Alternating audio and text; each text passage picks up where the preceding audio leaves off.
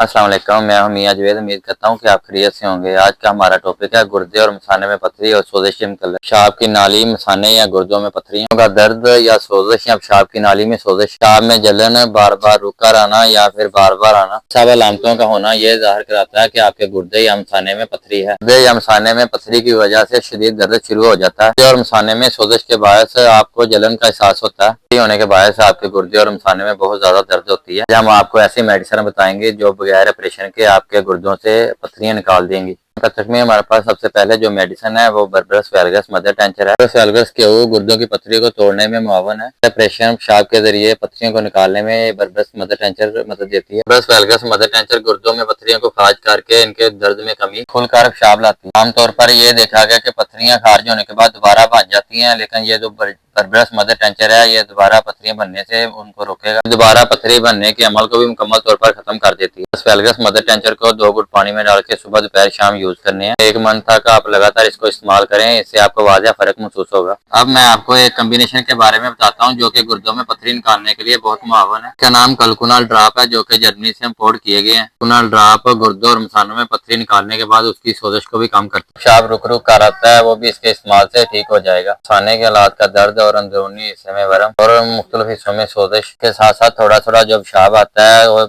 साथ दर्द होती है, इसके लिए कलकुनल ड्रॉप बेस्ट है। इसके अलावा हमारे पास सिरप फॉर्म में किडनोल सिरप है। किडनोल सिरप गुर्दों में पथरी और मसाने में बर्फ बन जाने को कम करता है, जिस्म में यूरिक एसिड बनने के अमल को रोकता है और जिस्म से फासिद मादों को खारिज करता है। मेडिसिन के साथ साथ कुछ मैं आपको इनके परहेज के बारे में भी बताता हूँ। इससे पहले आपने इन मेडिसिन के दरमियान पानी और जूसेस का इस्तेमाल बहुत ज़्यादा करना है।